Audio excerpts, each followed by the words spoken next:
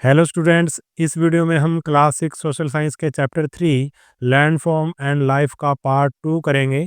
इससे पहले हमने इसका पार्ट 1 कर लिया है। अगर किसी स्टूडेंट ने वो पार्ट नहीं देखा है तो सबसे पहले फर्स्ट पार्ट देख ले, उसके बाद ही ये सेकंड पार्ट को देखे। डियर स्टूडेंट, चैनल पर math, Hindi, science, social science, Sanskrit, English सभी सब्जेक्ट के वीडियोज़ आपको मिल जाएंगे। इसके लिए आप वीडियो की डिस्क्रिप्शन या प्लेलिस्ट को चेक कीजिए। जैसे ही आप वीडियो की डिस्क्रिप्शन या प्लेलिस्ट को चेक करेंगे, आपको सभी सब्जेक्ट्स के लिंक मिल जाएंगी। पार्ट 1 में हमने लैंडफॉर्म माउंटेन के बारे में पढ़ा था और इस पार्ट में हम प्लेटो और प्लेन्स के बारे में पढ़ेंगे। तो सबसे पहले हमारे पास है plateaus. A plateau is a landform that rises up from the surroundings land and has a more or less flat surface. Some of its sides are often steep slopes. सबसे पहले इसकी डेफिनेशन दे रखी है कि प्लेटो क्या होता है। प्लेटो एक ऐसी लैंडफॉर्म है जो आसपास की भूमि से उठी होती है, यानी कि ये उठा हुआ होता है आसपास की भूमि से, और प्राय इसकी जो सतह होती है वो चपटी होती है। वो ज़्यादा चपटी भी हो सकती है, वो कम चपटी भी हो सकती है, मगर क्या होती है, फ्लैट होती है। जो इसकी साइड्स हैं, जो प्लेटो की साइड्स हैं, वो अ, उनकी क्या होती है, सीधी ढलान होती है। उनमें क्या होती है, ढलान होती है। Like mountains, plateaus can be young और old in term of earth history. Mountain की तरह ही जो प्लेटो हैं वो यंग और ओल्ड हो सकते हैं। Two examples of plateaus are the Tibetan plateau, the largest and highest plateau in the world, and the Deccan plateau. यहाँ पर दो एग्जाम्पल आपको दे गए, उदाहरण दिए गए हैं प्लेटोज के। सबसे पहले है तिबेतन प्लेटो, जो दुनिया का सबसे बड़ा और सबसे ऊंचा प्लेटो है, और दूसरा है डेक्कन प्लेटो। आपको ये दो एग्जाम्पल प्लेटो के दिए गए हैं। The height of plateaus can vary from a few thousand metre to several thousand metres. Plateaus की ऊंचाई कुछ सौ मीटर से लेकर कई हजार मीटर तक हो सकती है। अब डोंट मिस आउट, इसको भी हम पढ़ लेते हैं। The Tibetan plateau has an average altitude of 4,500 meters, which explain why it has been nicknamed the roof of the world. Tibet के प्लेटो की औसत ऊंचाई 4,500 मीटर है। इसके कारण ही इसे क्या, रूफ रूफ ऑफ वर्ल्ड यानी कि संसार की छत का नाम दिया गया है। From east to west it is nearly 2,500 kilometre long, the distance from Chandigarh to Kanyakumari. पूर्व से पश्चिम दिशा तक यह लगभग 2,500 किलोमीटर लंबा है, अर्थात चंडीगढ़ से कन्याकुमारी तक की दूरी, जितनी चंडीगढ़ से कन्याकुमारी तक की दूरी है, इतना ये पूर्व से पश्चिम दिशा तक इसकी लंबाई है। नेक्स्ट है द डेक्कन प्लेटो। अब डेक्कन प्लेटो के बारे में बताया गया। The Deccan plateau of central and south India is one of the oldest plateaus in the world, formed through volcanic activity millions of year ago. मध्य और दक्षिण भारत के दक्कन का प्लेटो विश्व के सबसे पुराने प्लेटो में से एक है। यानी कि जो डेक्कन प्लेटो है, जो भारत के सेंट्रल और साउथ इंडिया में है, वो दुनिया के सबसे प्राचीन, सबसे पुराने प्लेटो में से एक है। और किससे बना है ये वोल्केनिक एक्टिविटी से बना है, लाखों साल पहले। वोल्केनिक एक्टिविटी यानी कि ज्वालामुखी के फटने से जो लावा निकलता है, ये उससे बना है। Like mountains, plateaus are rich in minerals deposits. They have been called storehouses of minerals.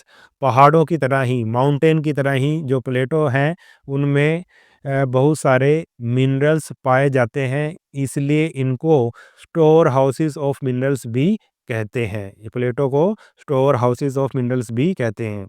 As a result, mining is a major activity on plateaus where many of the world's largest mines are found.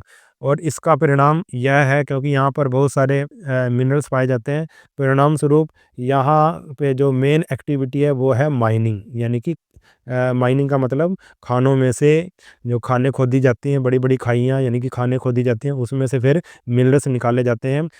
इस activity को बोलते हैं mining. यहाँ की main activity क्या है? Mining है, where many of the world largest mines are found. और यहाँ पर दुनिया की स आप कह सकते हैं दुनिया की सबसे बड़ी खानें पाई जाती हैं, सबसे बड़ी माइंस पाई जाती हैं। For example the East African plateau is famous for gold and diamond mining. Example के लिए जो ईस्ट अफ्रीकन प्लेटो है, वो गोल्ड यानी कि सोने और हीरे की माइनिंग के लिए फेमस है। In India huge reserves of iron, coal and manganese are found in the Chota Nagpur प्लेटो। और इंडिया में, भारत में लोहा, कोयला और मैंगनीज़ के जो भंडार हैं वो छोटा नागपुर प्लेटो में पाए जाते हैं। The plateau environment is very diverse across the world. और जो विश्व भर के जितने भी प्लेटो हैं उनका जो इन्वायरमेंट है वो बहुत ही डाइवर्स है, यानी कि अलग-अलग प्लेटों में अलग-अलग तरह का एनवायरनमेंट पाया जाता है। Many plateaus have a rocky soil which makes them less fertile than plains and therefore less favorable to farming. बहुत सारे ऐसे प्लेटो हैं जिनकी जो सोयल है, जिनकी जो मिट्टी है वो रोकी है यानी कि चट्टानी मिट्टी है, which makes them less fertile than plains, जो उनको मैदानी मिट्टी की तुलना में कम उपजाऊ बनाती है। क्योंकि वहाँ की मिट्टी, कई प्लेटों की मिट्टी रोकी है, चट्टानी है, इसलिए वो मैदानी मिट्टी की तरह उपजाऊ नहीं है। And therefore less favourable to farming, और इसीलिए क्योंकि वो ज़्यादा उपजाऊ नहीं है इसलिए वहाँ वो फेवरेबल नहीं है फार्मिंग के लिए, खेती बाड़ी के लिए वो फेवरेबल नहीं है। यहाँ पे यानी कि ऐसी मिट्टी में, ऐसे प्लेटों में फार्मिंग नहीं हो सकती।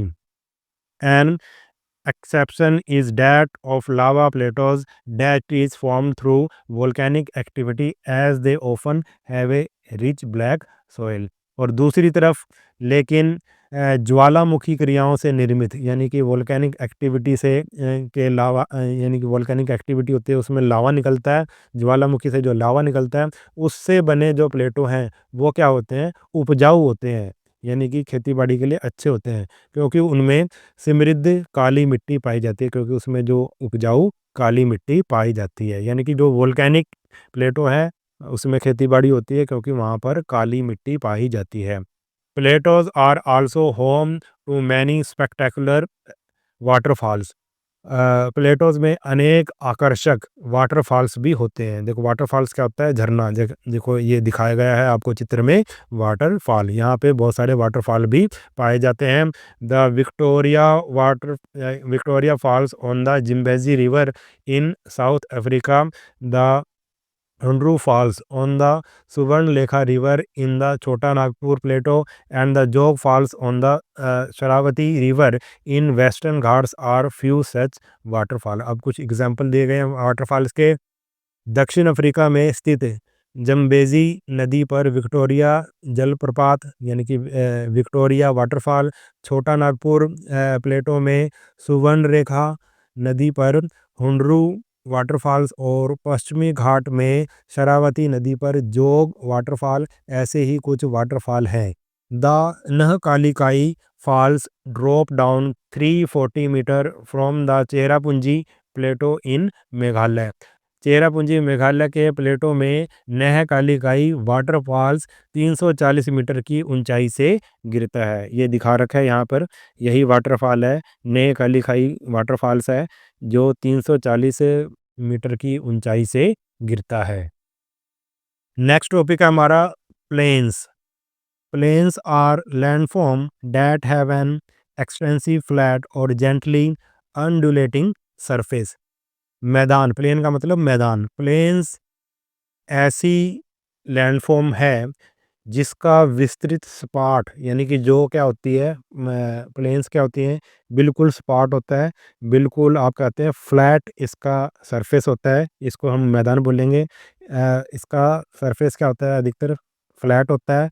एंड जेंटली अनडुलेटिंग सरफेस, और अगर हल्का अगर बिल्कुल फ्लैट ना हो तो हल्का आप कह सकते हैं, हल्का उसमें थोड़ी-सी उसमें ऊँचा-नीचा वो हो सकता है, मगर ज़्यादा नहीं, बिल्कुल हल्का।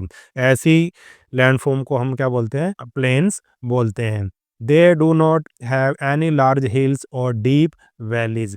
इनमें कोई ऊँची पहाड़ियाँ और गहरी वैलीज़ नहीं होती। They are generally not more than 300 metre above sea level. सामान्यतः मैदान की ऊंचाई यानी कि प्लेन्स की ऊंचाई समुद्र तल से सी लेवल से 300 मीटर से अधिक नहीं होती।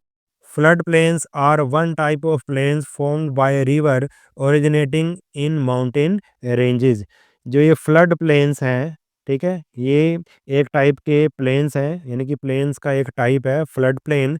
और ये किससे बनते हैं? Formed by river. जो रिवर कहाँ से निकलते हैं? माउंटेन रेंजेस से निकलती हैं, पर्वत श्रृंखलाओं से निकलती हैं। Where they collect particle of rock sand and silt called sediments. और इनमें, इन रिवर्स में क्या होते हैं? रॉक्स के पार्टिकल होते हैं, सैंड के पार्टिकल होते हैं और सिल्ट होते हैं, जिनको हम क्या कहते हैं? सेडिमेंट्स कहते हैं। यानी कि सेडिमेंट का मतलब क्या है? Particle of rock sand and silt. These sediment are carried by all the way to the plains where the rivers deposit them, making the soil very fertile। और ये जो सेडिमेंट्स हैं, नदियां इन सेडिमेंट्स को अपने साथ बहाकर समतल भूमि में लाकर जमा कर देती हैं और मिट्टी को उपजाऊ बनाती हैं। और इन्हीं सेडिमेंट्स के कारण जो मिट्टी है वो उपजाऊ बनती है, जो नदियां इन सेडिमेंट्स को लाकर समतल मैदानों में बिछा देती हैं। As a result these plains are ideal for growing crops of all kind and agriculture is a major economic occupation in this landform। इसका परिणाम ये होता है कि ये मैदान यानी कि प्लेन्स सभी प्रकार की फसलों को उपजाने के लिए उपयुक्त होते हैं। यानी कि इन प्लेन्स में, इन मैदानों में सभी तरह की फसलें लग जाती हैं। इस प्रकार के जो भूभाग होते हैं, इस प्रकार के जो लैंडफॉर्म होते हैं, उसमें लोगों का मुख्य आर्थिक व्यवसाय कृषि होता है। यानी कि यहाँ पर जो मुख्य इकोनॉमिक ऑक्यूपेशन होता है वो खेती बाड़ी होता है। Plains also spot a variety of flora and fauna. जो मैदान है विविध प्रकार के पेड़ पौधों और जीव जंतुओं का भी भरण पोषण करते हैं। यानी कि इन मैदानों में अलग अलग प्रकार के पेड़ पौधे लगते हैं और ये अलग अलग प्रकार के इनमें जीव जंतु पाए जाते हैं, उनका भी ये मैदान भरण पोषण करते हैं। नेक्स्ट टॉपिक है हमारा लाइफ इन प्लेन्स, मैदानी जीवन। यानी कि मैदानों में जीवन कैसा होता है? 1000 of years ago the first civilization developed around river in fertile plains। हजारों वर्ष पहले आरंभिक सभ्यताएं यानी कि शुरू में जो सिविलाइजेशन थी, नदियों के उपजाऊ मैदानों के आसपास विकसित हुई। यानी कि जितनी भी सिविलाइजेशन है हमारी पुरानी, वो कहाँ से शुरुआत हुई? उनकी नदियों के पास से। ठीक है, नदियों के पास ही पहले बस्तियां बसती थी जहाँ पर उपजाऊ मिट्टी पाई जाती थी। In our times too a large part of world population lives in plains. आज यानी कि हम हमारे समय में भी दुनिया की अधिकांश जनसंख्या मैदानों में रहती है। About 40 crore people, more than one fourth of the total Indian population, live in Gan- live in India's Ganga Plain, often called Gangetic Plain। Bharat की कुल जनसंख्या की एक चौथाई से अधिक अर्थात 40 करोड़ की जनसंख्या भारत के गंगा के मैदान में रहती है और इसको गैंजेटिक प्लेन भी कहते हैं इंग्लिश में। As with many other plains of the world, the major occupation of people in this region include river fishing and agriculture. विश्व के बहुत से अन्य मैदानों के समान इन क्षेत्रों में रहने वाले लोगों का मुख्य व्यवसाय यानी कि मुख्य काम मछली पालन और खेतीबाड़ी है। Food crops such as rice, wheat, maize, barley and millets are grown। यहाँ चावल, गेहूं, मक्का, जौ और मोटे अनाज यानी कि ज्वार, बाजरा, रागी जैसी खाद्य फसलें उगाई जाती हैं। The fibre crops such as cotton, jute and hemp are also grown in the Gangetic Plain। साथ ही कपास, जूट और सन जैसी रेशेदार फसलें भी उगाई जाती हैं। Traditional agriculture has been mostly rain fed, that is watered through rainfall. Traditional agriculture यानी कि परंपरागत कृषि मुख्य रूप से वर्षा पर निर्भर होती है, अर्थात वर्षा जल से फसलों को जल मिलता है, यानी कि यहाँ पे बारिश पे डिपेंड करती है यहाँ पे agriculture. In recent decades, however, agriculture has turned to irrigation with water brought to the field through network of canals or pumped from groundwater। किंतु हाल के दशकों में नहरों के नेटवर्क द्वारा और भूमिगत और नीचे से जो पानी निकाला जाता है, भूमिगत जल को पंप से निकालकर खेतों की सिंचाई करने में वृद्धि हुई है। यानी कि अब नहरों के द्वारा और जो नीचे से पानी निकाला जाता है ग्राउंड वाटर के द्वारा भी अब पौधों को, फसलों को पानी दिया जाता है। While irrigation has increased agricultural production, it has also contributed to the depletion or decrease of groundwater। यद्यपि सिंचाई से यानी कि इरिगेशन से कृषि उत्पादन में वृद्धि हुई है, यानी कि हमें उपज ज़्यादा मिल रही है अब, किंतु इससे जो अंडरग्राउंड वाटर है उसमें उसका जो लेवल है वो क्या हो रहा है, कम हो रहा है। जो हमारा ग्राउंड वाटर है उसका जो स्तर है वो गिरता जा रहा है, यानी कि नीचे का जो पानी ज़मीन के नीचे जो पानी पाया जाता है वो लगातार कम हो रहा है। This presents a challenge for the future of agriculture in the region. इससे इस एरिया में कृषि के भविष्य को लेकर चुनौतीपूर्ण स्थिति भी उत्पन्न हो गई है। Some of the other problem affecting the Ganga plains include high population and pollution. Ganga के मैदानी भागों को प्रभावित करने वाली कुछ दूसरी समस्याएं भी हैं, जैसे बढ़ती हुई जनसंख्या और pollution. Whether in mountain ranges or plains, rivers around the world have carried immense cultural value। चाहे पहाड़ हों या मैदान, विश्व में बहने वाली नदियाँ बहुत से सांस्कृतिक मूल्यों का वहन करती हैं। In particular, many communities have considered a river source and its confluence with one or two other rivers to be sacred। विशेष रूप से बहुत सी कम्युनिटीज़ नदी के स्रोत और एक दो नदियों के संगम स्थल को पवित्र स्थल मानते हैं, यानी कि यहाँ पे भी दो नदियाँ मिल जाती हैं या यहाँ जहाँ से भी नदियाँ निकलती हैं उसको वो क्या मानते हैं, पवित्र मानते हैं। In India, numerous festival, ceremonies and rituals are conducted at such location। Bharat में इन स्थानों पर बहुत से त्योहार, समारोह और धार्मिक कृत्य किए जाते हैं, यानी कि संगम में जहाँ पे दो या दो से ज़्यादा नदियाँ मिलती हैं या फिर जहाँ से नदियाँ निकल रही हैं वहाँ पर बहुत सारे फेस्टिवल, बहुत सारी सेरेमनीज़ और वहाँ पे रिचुअल्स किए जाते हैं।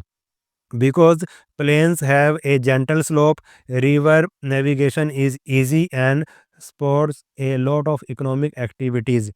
मैदान में हल्की ढलान होती है, अतः वहाँ नदी में नौका संचालन सुगम होता है, यानी कि उसमें क्या चलाई जा सकती हैं, नाव भी चलाई जा सकती है और इससे बहुत सी आर्थिक गतिविधियों को भी सहायता मिलती है।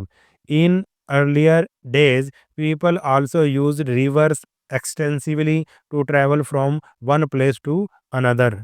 पहले लोग एक स्थान से दूसरे स्थान पर जाने के लिए नदी मार्ग का ही व्यापक रूप से प्रयोग करते थे, यानी कि पहले क्या नदियों का ही प्रयोग किया जाता था एक स्थान से दूसरे स्थान पर जाने में। Even today there are stretches along the Ganga where people prefer to use boats to move around.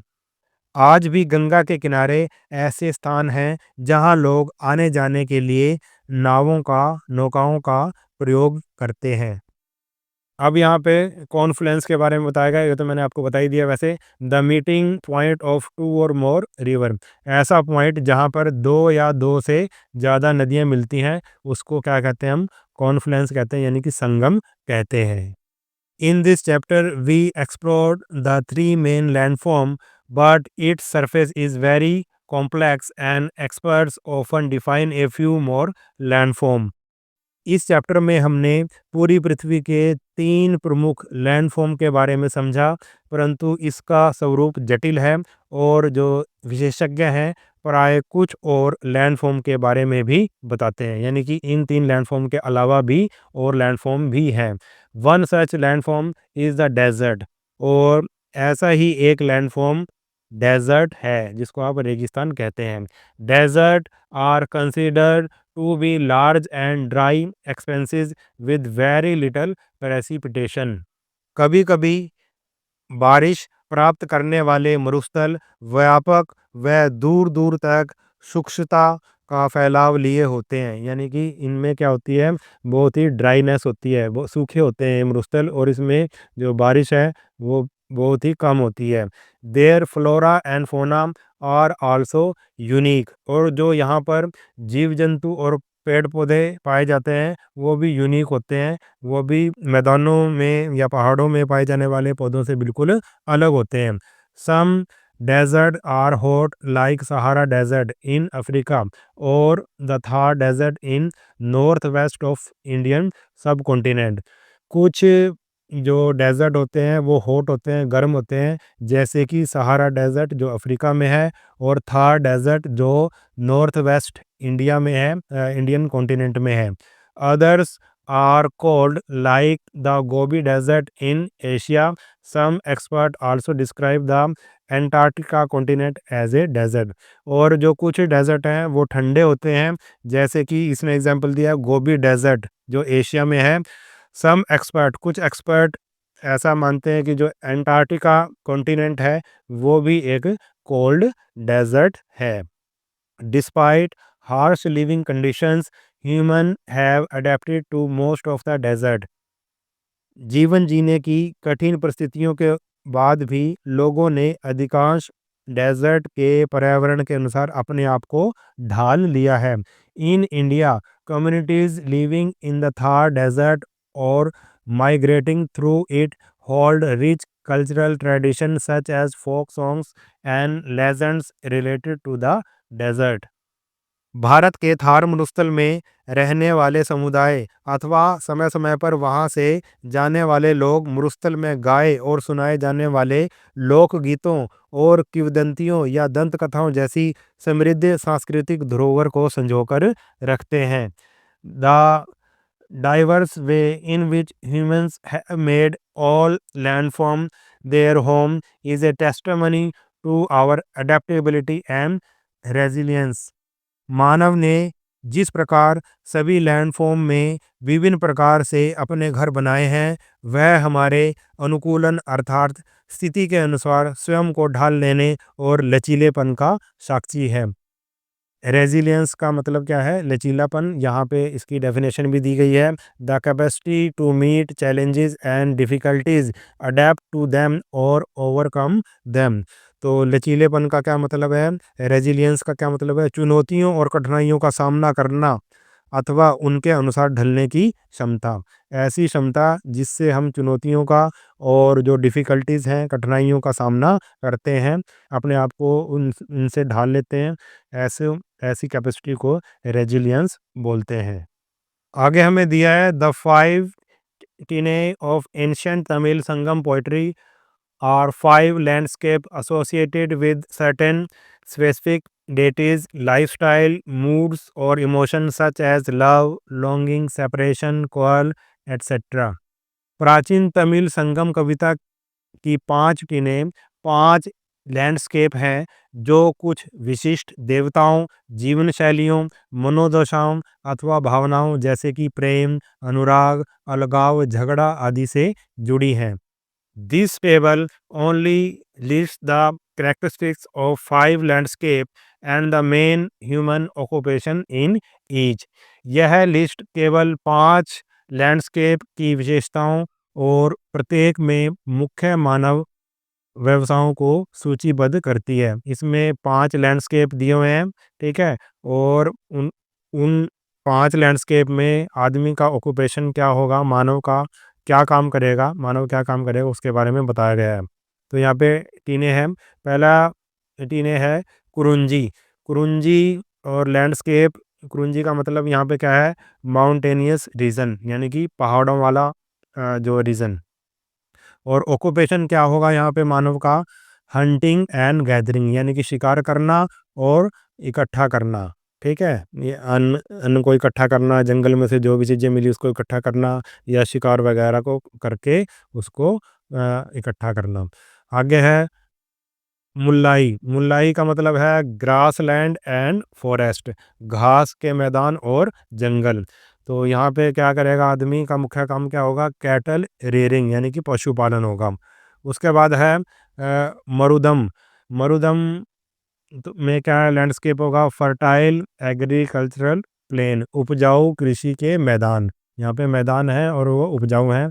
तो यहाँ का जो मुख्य व्यवसाय क्या होगा, वो होगा फार्मिंग यानी कि खेती बाड़ी कृषि। अगला है नेदल। नेदल है कोस्टल रीजन। तो इसको कौन सा लैंडस्केप है ये, कोस्टल रीजन यानी कि तटीय क्षेत्र, जो समुद्र के किनारे के क्षेत्र हैं उनको कोस्टल रीजन कहते हैं। यहाँ पे मुख्य काम क्या होगा मानव का, फिशिंग एंड सी फेयरिंग यानी कि मछली पालना और समुद्री यात्रा। आगे है पाले। पाले एरिड डेजर्ट लाइक रीजन यानी कि सूखा मरुस्थल जैसा प्रदेश। तो यहाँ पे मेन ऑक्यूपेशन क्या होएगा, जर्निंग एंड फाइटिंग यानी कि घुमंतु और युद्धरत। घुमंतु का मतलब है कि वो एक स्थान पर नहीं रहेगा, घूमता रहेगा इधर उधर। ठीक है, उसका ये काम होगा अपने पशुओं को लेकर, कभी जहाँ पे भी उसको चारा वगैरह मिल जाएगा उधर वो जाएगा, तो ये उनका वहाँ पे काम होगा। और दूसरा काम क्या है, फाइटिंग।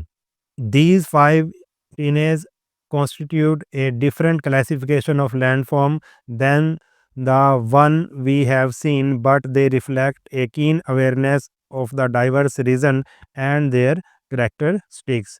अभी तक हमने जो लैंडस्केप हमने पढ़े हैं, जो लैंडफॉर्म हमने पढ़े हैं, जिन लैंडफॉर्म को देखा है, उनकी अपेक्षा ये जो 5 टीनें, हमने तो 3 ही पढ़े अभी लेसन में, उनकी अपेक्षा ये 5 टीनें भिन्न प्रकार का वर्गीकरण है। ये अलग तरह से ही क्या कर रहे हैं, वर्गीकरण कर रहे हैं, अलग तरह से ही क्लासिफिकेशन कर रहे हैं, परंतु ये विविधता वाले प्रदेशों और उनकी विशेषताओं के प्रति गहन जागरूकता को दिखाते हैं। They also illustrate the deep connection between humanity and the natural environment. ये हमारे और पर्यावरण के बीच गहन संबंध को भी दर्शाते हैं। You do not need to remember the detail of the teenage, but the concept they reflect need to be understood. आपको टीने के विवरण को याद करने की आवश्यकता नहीं है, आपको इनको याद करने की आवश्यकता नहीं है, परंतु इनसे जो हमें पता लग रहा है, इनके कॉन्सेप्ट को आपको समझने की आवश्यकता है। जो ये कॉन्सेप्ट दिया गया है इसको समझने की आवश्यकता है, इसको आपको याद करने की आवश्यकता नहीं है। तो स्टूडेंट, ये चैप्टर हमारा कंप्लीट हुआ। अगर वीडियो आपको अच्छा लगा है तो चैनल को सब्सक्राइब कर लेना और वीडियो को अपने सभी दोस्तों के साथ शेयर ज़रूर कर देना। मिलते हैं नेक्स्ट वीडियो में, तब तक के लिए नमस्कार।